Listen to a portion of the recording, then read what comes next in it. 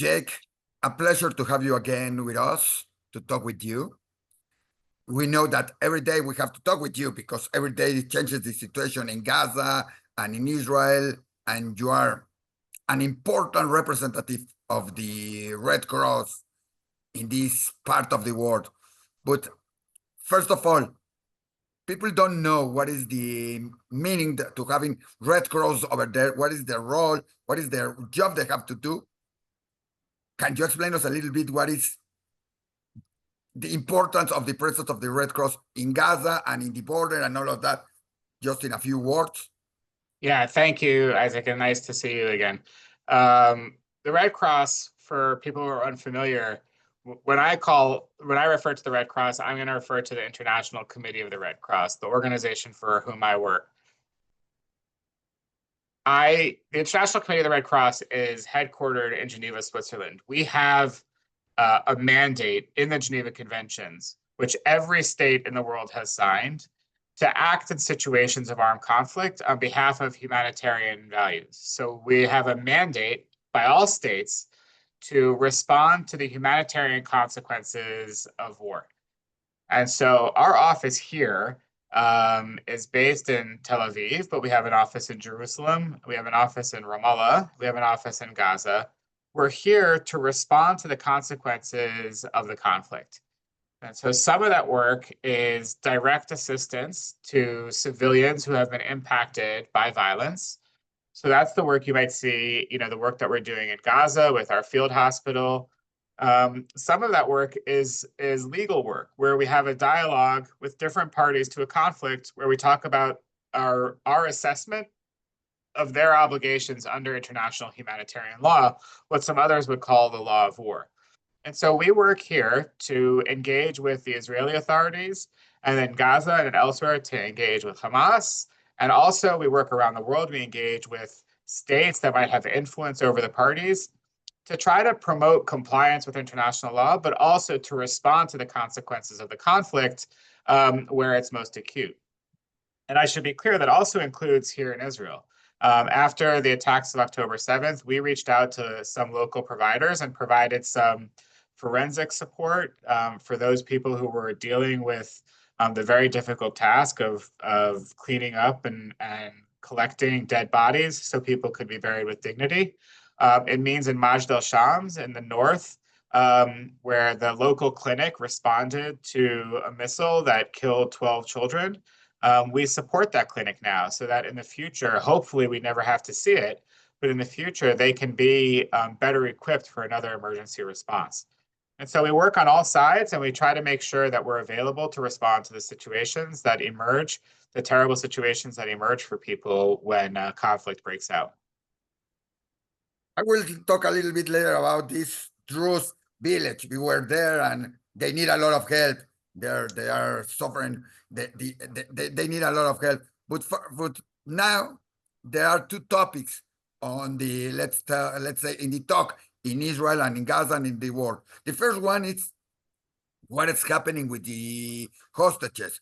We just saw a very disturbing image of one of the hostages, very thin, craving his own tongue. What does the International Committee of the Red Cross think about it? Is this a way to pressure, to have something to do better? Because in 1 year and a half, almost 2 years, it seems like you couldn't do most of it. You cannot see them. What is happening with that? Yeah, the videos that we saw last week were appalling to see, and we were like everyone, I think, very upset to see them. And we said so publicly. We put out a comment that said that it's really terrible to see that. In addition to our concerns over the conditions of these individuals, these hostages, our concerns over how difficult it is for their families and their loved ones to see that, we also reiterated the core principle of international law that we've said from the beginning, that hostage taking is prohibited. The ICRC has said hundreds of times since October 7th that hostage taking is prohibited under international humanitarian law. And we've said it over and over again that they must be released immediately and unconditionally. And we've said over and over again in public, but also in private, directly to Hamas, that until they release the hostages, we have to be granted access to them. Because one of our duties, according to the Geneva Conventions, is to visit people deprived of their liberty and to make sure that they're being treated in accordance with the obligations under the Geneva Conventions. It's regrettable, but we have been denied that access. And it's very difficult for people to understand that we can only go visit those hostages if we're granted access by the people who are holding them. So it's very difficult for us. We want to visit, we want to support their release, and we've been denied. But we continue to apply the demand. We continue to raise it directly and indirectly, and we're ready to do it if we were called upon tomorrow, just like we were ready to do the release operations when we were called upon in January of this year, but also in November of 2023. Our ability to do that work rests on our being there in Gaza and maintaining a level of dialogue with both Hamas and the government of Israel. And so we're prepared, we're ready, we demand this access, but unfortunately to date we haven't gotten it. And so yes, we're very, very concerned about the condition of the hostages and hope that in the soonest possible time, we're given that access to respond to their needs, but more importantly, that they're released back to their families and to safety. Tell me something, because that's something that we talked about it last time, but now it's supposed to be the International Committee of the Red Cross to be a very strong organization, to have connection all around the world, to their voice, it's here around that. Why it's now facing like Hamas? That is not the government, let's say. It's not the Palestinian government. It's not a government. It's I don't want to say it, but it's an organization, a different organization, a military organization. It's stronger than the International Red Cross and all their connection around the world. Because you said, we condemn, we talk, we told them that it's not correct to have hostages, that it's illegal, but it's still there. I want to see them, you cannot see them. But it's happening because everybody thinks about Red Cross, it has. What is happening now? That the Hamas is more important, has more connection. Why it couldn't be possible that after almost 2 years, you haven't seen the hostages or you couldn't do anything about them? Yeah. I'm sorry to say it. Sorry to say that this, but it looks like Red Cross just appears when, like you said, when they are going to release it, and then we come here, we use them to transport from here to here. Why could not go inside with the hostages and help them? Yeah, I can hear the frustration in your voice, and yes, in the conversations that I've had here outside of my office in Tel Aviv and in Jerusalem and elsewhere, I can hear that frustration, and I'm sympathetic to people's concerns, and I'm sympathetic to people's demands that we can do more. I also hear something that I find encouraging, that the perception that the ICRC can do whatever it wants, wherever it wants. And this is actually, it's in some ways it's nice to hear, but what you're missing maybe is that our ability to go to those places, you see us in a Somalia, you see us in Afghanistan, or you see us in a difficult prison in wherever it might be, it's not because we bang down the door. It's not because we have an enforcement mechanism. It's because we negotiated our way in. It's because we conveyed to a party that this is their obligation and that we're the right organization to carry it out. And so when we talk about being, not having the access so far, what it means is that so far we've been unable to convince, the people holding the hostages to let us visit them. Unfortunately, we don't know where they are.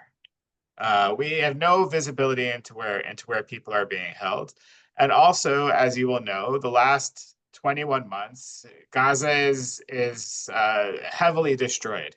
And there's unexploded ordnance everywhere, and there's buildings are collapsed. And so we don't have that visibility. We don't actually have the physical capability to go looking for people. But more importantly, that's not how we work, right? What we have to do is convince a party to let us have that access. And so when you see, the oftentimes really heroic work being done in other places, it looks like what you see is the end of a long process of years of negotiation. And in some of these contexts around the world, we've been there for years and years pushing down these doors. And so again, I can only say that it hurts us. You know, it's painful for us that we haven't been able to carry out this work, which is so vital to our institutional reputation. But we don't have that enforcement mechanism. We don't have the ability to force someone to do something. What we have is the ability to convince people to do something.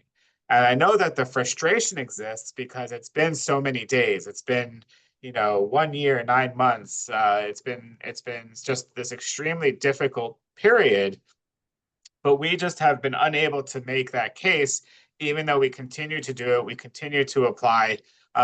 We continue to make that demand. And I can assure you that it didn't start this week or last week. The demand started the day that the hostages were taken on October 7th, but we've actually been pressing them for access to hostages for years, because even before October 7th, there were other hostages being held, and that was an important part of our dialogue with them. So we continue to push.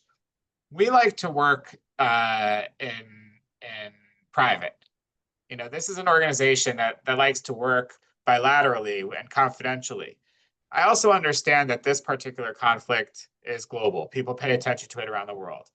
So there are going to be these questions, but we think we do our best work when we can communicate privately, when we can persuade and convince. Unfortunately, in this case, the situation is so public, but I can only just reassure you again that from the first day of this conflict, we have reiterated directly and publicly that hostage taking is prohibited, that hostages should be released immediately, and that until then, we should be given access to them to check on their condition, and we will continue to do so. Jake, you talk about hearing about the frustration in the streets, in the world. First of all, do you feel frustrated not having access? And what does it tell the world about an organization like Hamas that doesn't let the Red Cross, the International Committee of the Red Cross, I'm not talking about politics, I'm talking about an humanitarian organization not letting the Red Cross to see the hostages? What does it say to the world that an organization does this thing? Look, I because of the way we work and how we work, what our primary goal is not to point fingers or cast aspersions or make these kinds of judgments. Our job is to do the best we can to get the humanitarian outcome, and we know, we know that this works better, and there's plenty of organizations out there that will do this other kind of work, this kind of more advocacy oriented activities. That's not for us. And again, I understand why people want to pressure us to do it, but for me, the primary purpose is to say, this is your obligation. Let us do it. And that's the way that we have found we have the greatest success. And oftentimes it's slow. And yes, we are frustrated. We're very, very frustrated. But we also have a way of working that we believe has proven over time throughout the world to have success, and have success on behalf of the vulnerable person. And so we're going to continue to work that way. Tell me something. Last negotiations with Hamas, you said you talk with Hamas, you talk with the other parties. Somebody said, or it was the notice, that Hamas offered to give back the hostages if it's open. I don't know, some ways to deliver help, and they will do it. And what is the status now about that? Is there something going on to bring back the hostages? Is there nothing? The negotiations are stopped. What do you know about this? It's possible to bring back the hostages in a short time? Well, unfortunately, what I know is basically what you know. I saw the same public statements. I saw the same comments from different figures. One thing that I think is really important for people to know, and I think this may have been a little bit confused in the context of the previous operations, is that we're not part of the negotiations. We are not present in the negotiating room. We're not at the table. What we do is make ourselves available to carry out this humanitarian function. And so we have had those conversations with Hamas and with the government of Israel, where we have said, this is how we can do our work. This is what we can do. And we try to keep appraised of the negotiations, but we're not in the room. It's very difficult for us to make demands. We don't have that capacity. We're not the mediator. We're not the ones bringing the sides together and exchanging the different proposals. We are there as an intermediary, where when the decision is made, if an agreement is reached, that's when we come into act, because that's where our purely humanitarian function, our ability to just help save a life, that's when it comes into play. And all right, so let's put the hostages a little bit apart, like it has been all around in these negotiations and everything. Nobody looks at it, but we have to talk about another two subjects that are very related. One of them is Israel just released some videos and things just a week ago about the how they say, the food and help that is standing on their border, ready to cross, and that nobody received it there, or nobody.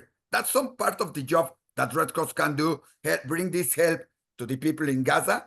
And why is not doing it, or it's not their job, or what is happening with that?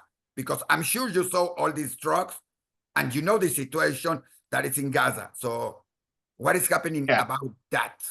Yeah, thank you for asking, Isaac, about the situation in Gaza. It is genuinely catastrophic. The Red Cross carries out a series of humanitarian activities inside Gaza. One is a field hospital that's part of our overall support to the health system. The other activities we do is support to the water system to make sure people have access to safe water, but also that there's a safe sewage system so that people don't get sick from diseases. Both of these activities, which are really life-saving activities and very crucial right now, they're not activities that require hundreds of trucks, right? We need to bring in spare parts for the water system. We need to bring in medicine and supplies for the field hospital and for the other facilities. And so we do our own distribution, our own bringing in of the materials. What I can tell you about the situation inside Gaza, though, is that it remains very complex. There's more to the humanitarian response than just bringing a pallet into Gaza and leaving it on a place, leaving it somewhere to get picked up. The process starts in getting your permits and getting your permissions to import the things into the country. Then they have to get to the border. Then they have to get across. And then when they get across, you also still have to then navigate Gaza, which has been 21 months of conflict. Roads are destroyed. So the paths around are destroyed. Like I said before, there's weapons that haven't detonated. So it's very, very unsafe. There's a lot of people have been displaced into a very small area. And so many of the trucks that do move have to traverse large crowds of people where desperation is extremely high. And so you have also, you have a continuation of what we call sort of a notification and a coordination system, which now is a little bit different than it was before, because there's these pauses where the trucks can move freely, but you still have a lot of logistics to navigate to get things from point A to point B, and in Gaza that remains very complicated. And so I think that the humanitarian organizations are still working very, very diligently, very hard to move as much as they can, as quickly as they can. But it's a much more complicated environment than a single video would tell you. What I can tell you about what the Red Cross is doing is that whatever we can bring in, we are bringing in, but we're not a food provider. We don't have the logistical capacity or the expertise to bring in food for almost 2 million people. We're focusing on the things that we can do specifically, which is the medical response, which is the water system, and then, various small elements here and there. Tell me something. When you said that it's very complicated to deliver the food or the help in Gaza, it's also a problem that Gaza is controlled by a military group like Hamas, or that they said that they are taking the trucks to sell it, and they're taking the medicines to use them for them and not for the people. How does the Red Cross sees this, or the International Committee of the Red Cross sees this, or how does it avoid it? How do they get without having the problem of being assaulted by this military group? How do you do it? How do you get to the people that need it? I mean, one of the things that we have done is we tend to distribute on our own, or we bring it directly to our own facilities. Another element is, again, by maintaining direct lines of communication with everyone so that they know what we're bringing in. It's not lootable. It's not, it's not exploitable in the same way. So we try to maintain that level of dialogue. But again, I mean, one of the challenges I think that we're seeing right now is that there actually is an absence of law and order. And that's where some of the looting has been happening, is because there is no law and order and people are desperate and trucks come in. And so people are taking items from the trucks just to feed themselves or their families. People or Hamas? Sorry to interrupt. People or Hamas is taking it for their own? Who takes it? Because if you are going, it's harder for the people. This is a point of contestation, but I haven't seen that evidence, and I could certainly say that for the Red Cross, we are very confident in what we're bringing in our monitoring and our evaluation metrics, that the stuff that we're bringing in is getting where it needs to go and is getting to the people that it's meant to serve. Tell me something, and what do you know? What could it be done so all this other help that is needed in Gaza? You say it's complicated, the situation there, it's catastrophic in your words. But there is the help. What can Israel, Gaza, Hamas do to bring this and get it to the people? Because it's standing there in the border.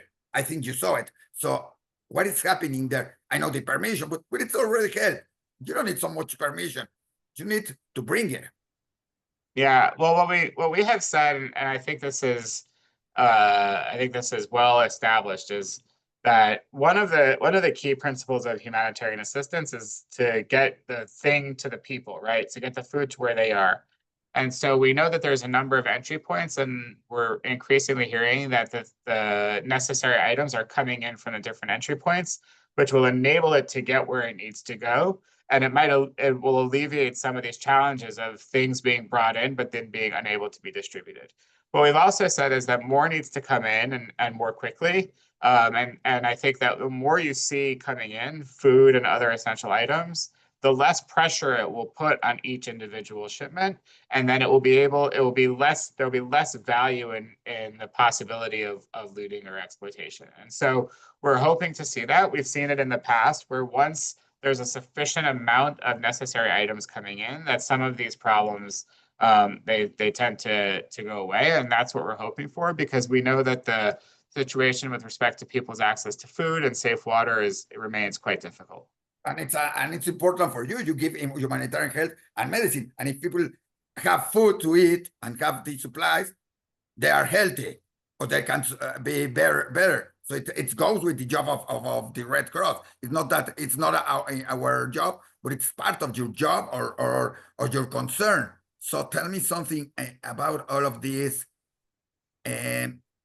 Many people said, and we have some pictures, that they're faking many of the situations that are happening in Gaza. We saw a photo that was published in all parts, and suddenly it happens that it was fake, that it didn't need so much food, that there was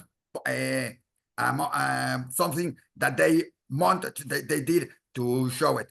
How do you see that they are using, instead of helping, they are creating fake news? Or what is the reality about this hunger, about this food, about when you said there is enough food just to cross the border?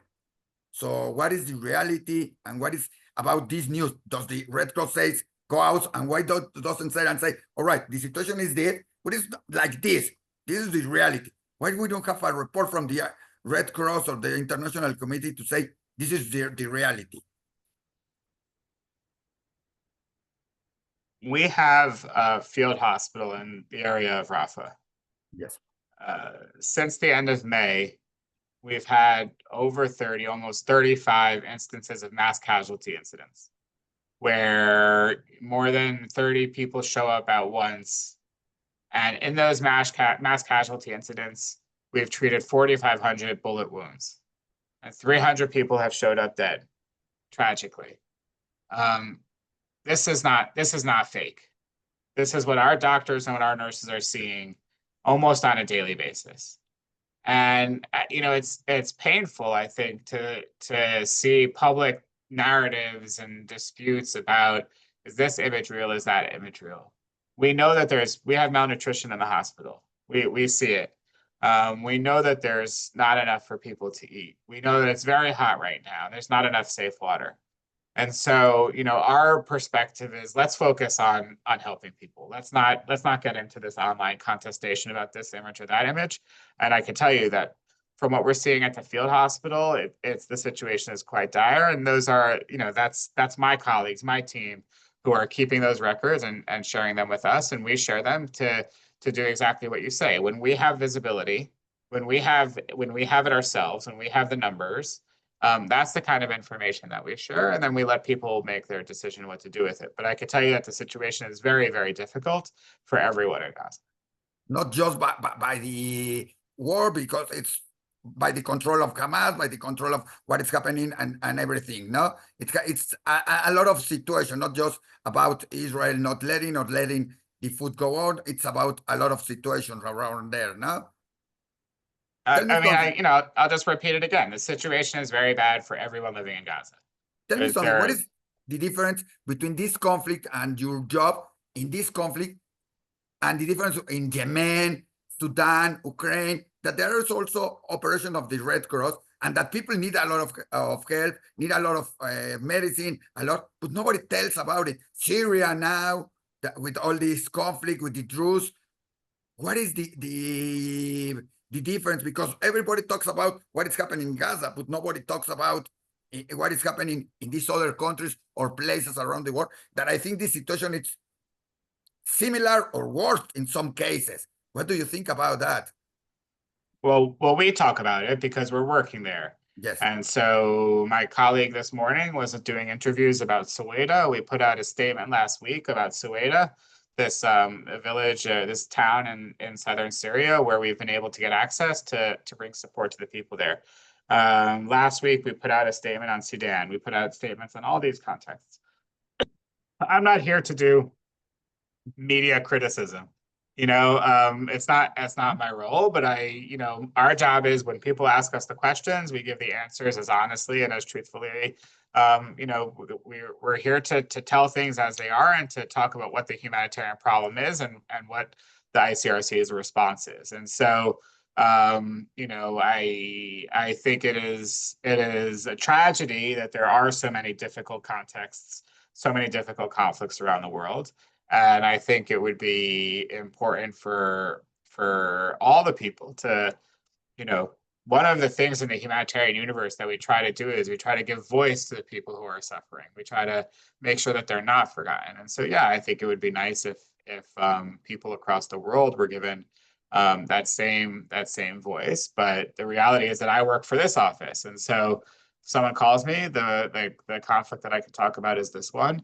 And I think it's important, but I would strongly encourage you. And if Dario Julio wants to interview my colleagues in another context, I'd be happy to help set it up. It will be a pleasure, because we want to know what is happening in other countries, and about that, about your voice to the people that are suffering, what is happening, because it's hard for you to stay neutral for the Red Cross.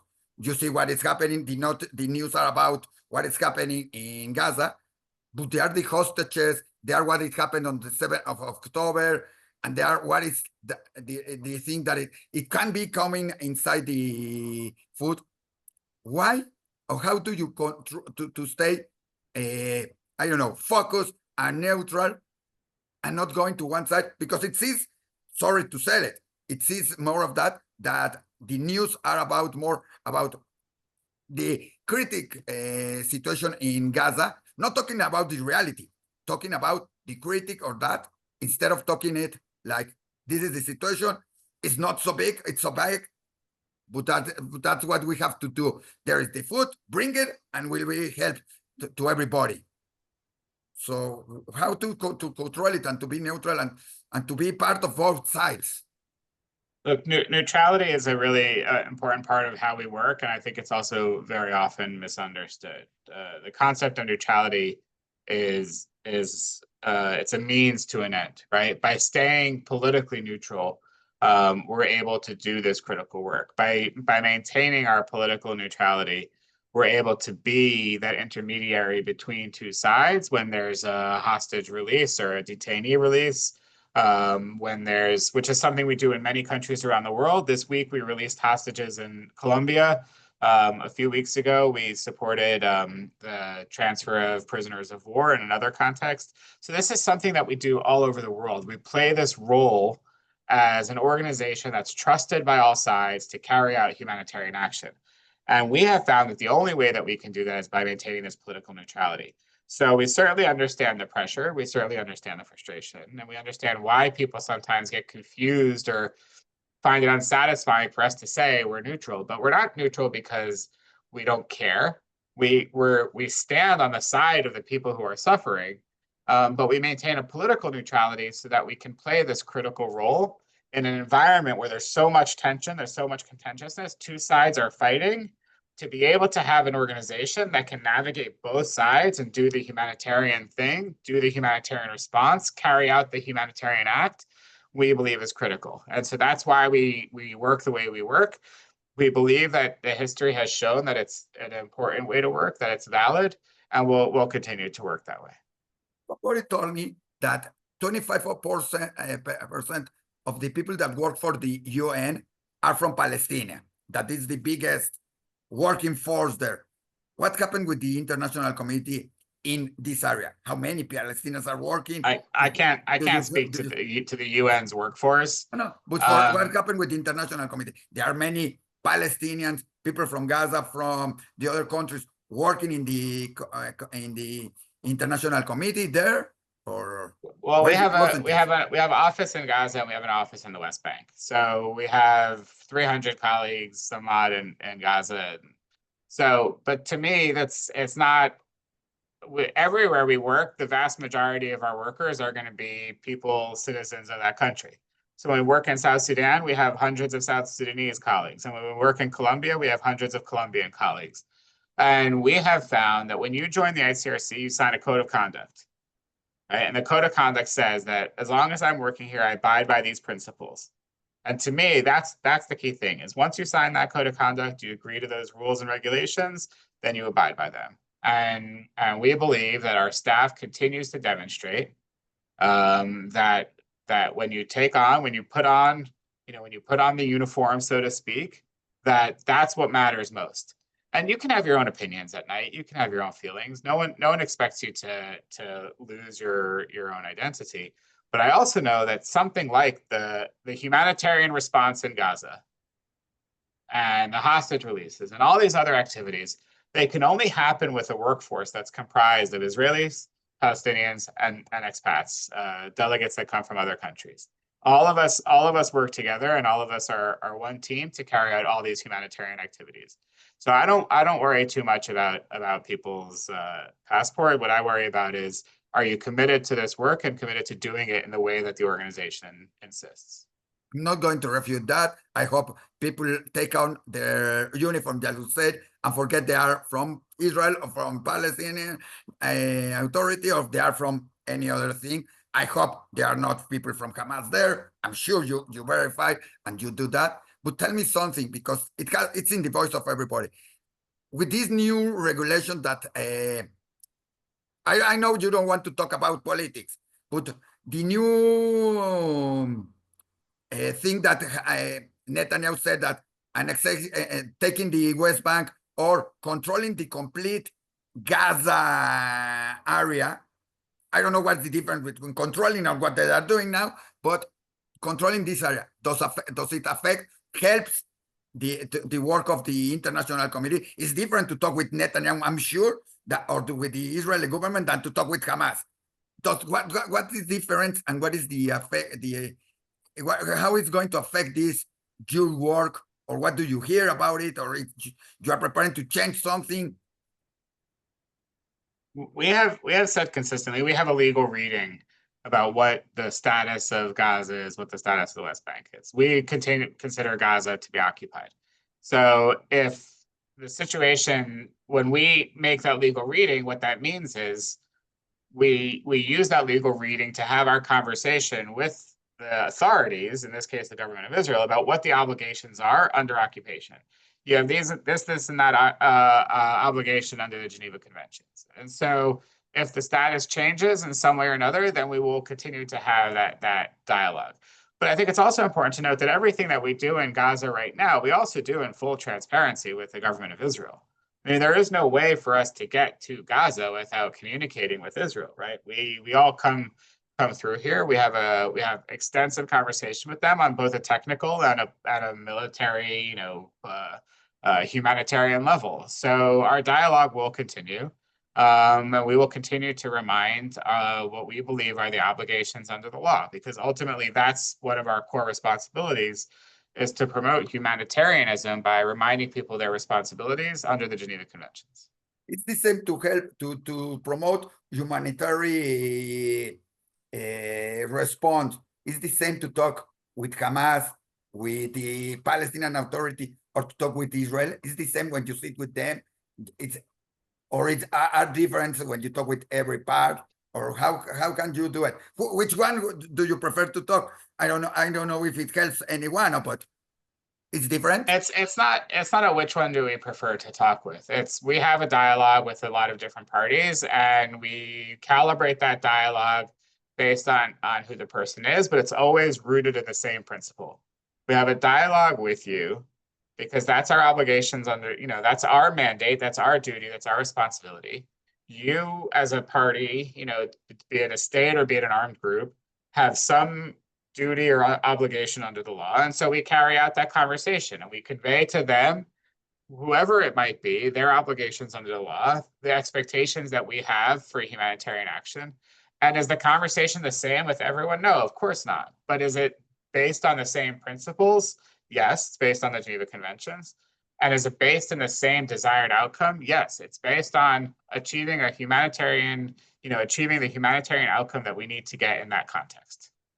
You said that you talk with all of them, and they have obligations, like a state and like a military armed group, like Hamas, not to say another word, because we said we're going to call them like that. But tell me something, is there any way to convince this military group or to convince the other to get a solution for the hostages, for delivering the food, to having a better job done by the Red Cross? Is there a solution? You see, when you talk with them, is there what we can expect? Because it seems like it's already there and it's not going to be moved neither one to the other side.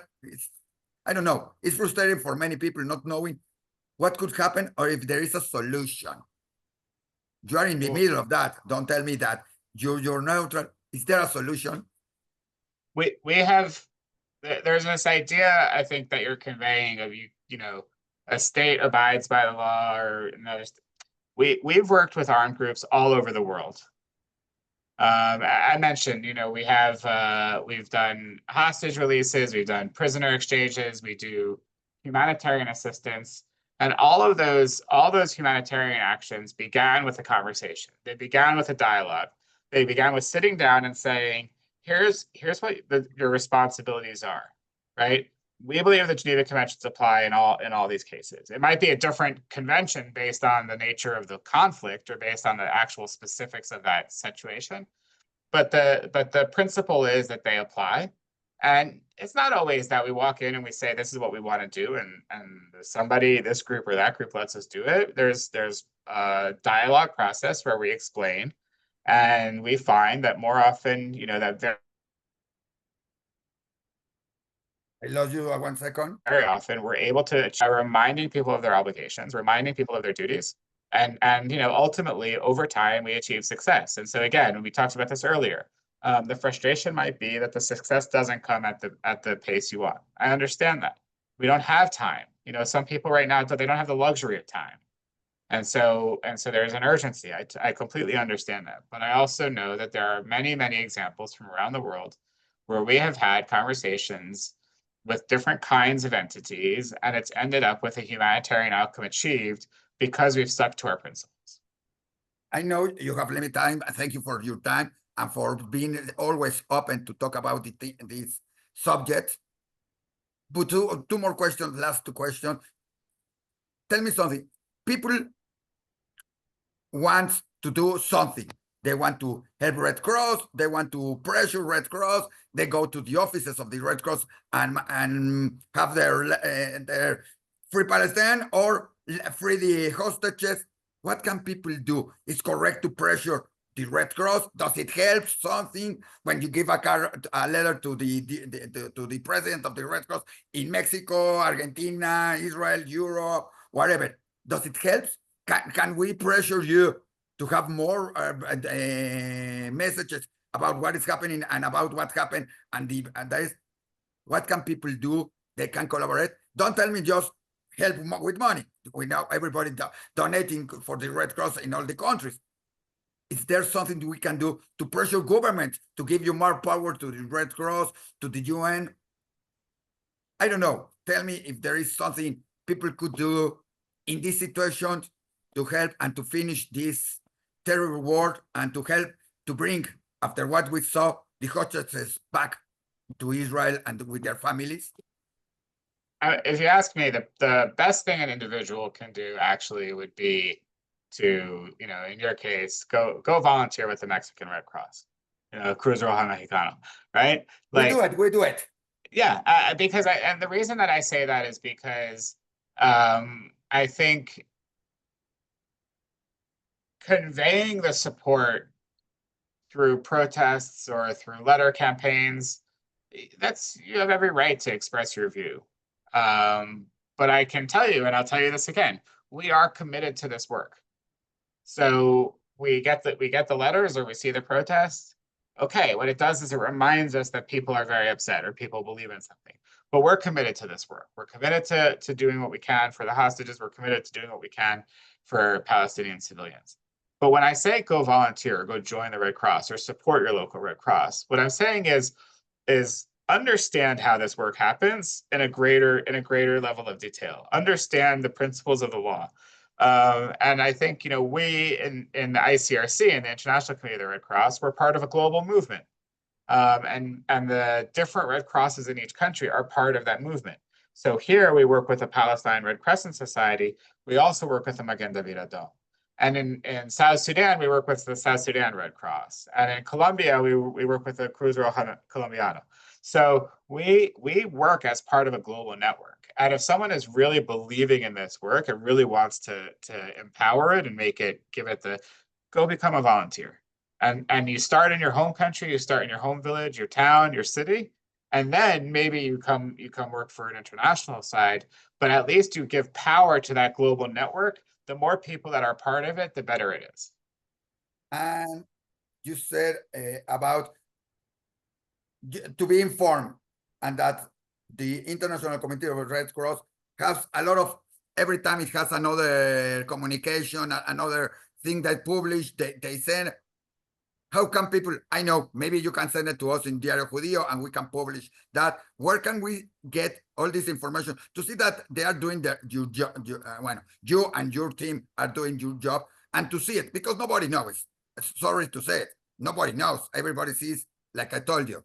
Sorry to say it, but it's like an Uber when it appears. Or the committee that to say it, they are doing bad things, but we don't see it, their day-to-day job.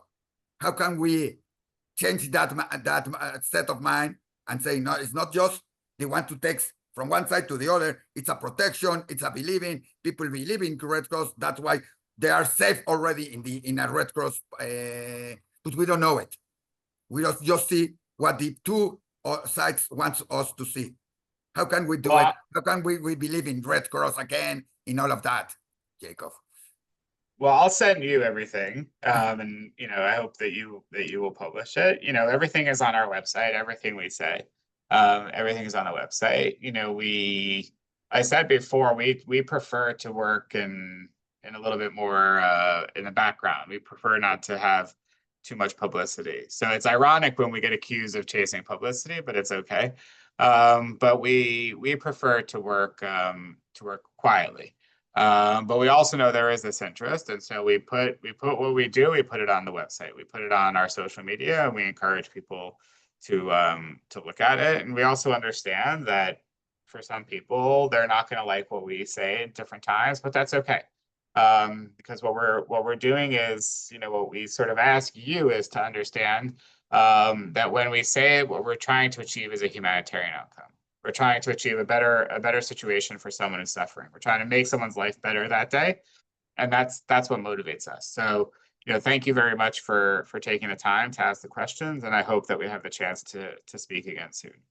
Tell me just something. The information you put in your website or you send, it's verified. We can say it's true. It's completely, it doesn't have, and it's neutral. It doesn't say bad or that. Just to understand what we are going to find in your, or people can find in your website, and to know that it's verified information. It's not just created by somebody or that, or you took it from this newspaper or from that. It's things that it's are correct. I'm sure. Yes. Correct. And just to finish, is there what is your final message you give to people that expect, I don't know, quick results? We are already desperate to say, we want to understand, and we have to have a quick response, but there are limitations. There are limitations of achievement, what you are doing with Hamas, with everything. What is your final message to these people who want to hear from the Red Cross something, quick results, or something new, or something good? We want to hear good news in both sides, for Palestinian people that are under control of Hamas and now under control of the Israel army, and for the hostages, and for all the things that happened around the world. What can we expect? What is your final message about this? The final message is also our starting message, which is we believe that the path forward, that there is a way to get to a better humanitarian future, and that's with an agreement. And we are committed to implementing our part of the agreement. And my hope is that tomorrow we're very, very busy because an agreement has been reached, and we can bring more things in, and we can bring hostages back to safety, and we can help respond to all the challenges in Gaza. And what I could say is, maybe this brings people comfort or doesn't, but we're ready. We're ready. We're committed, and we're here. And thank you very much, Jake. I just have another word.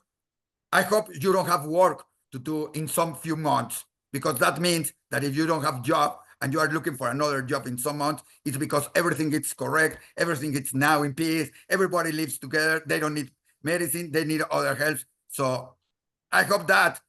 I hope so too. You have an open door. If this happens, you have an open door in Diario Judío or wherever you need it, because you do an excellent job. I hope so too. Thank you. Thank you. Let me finish.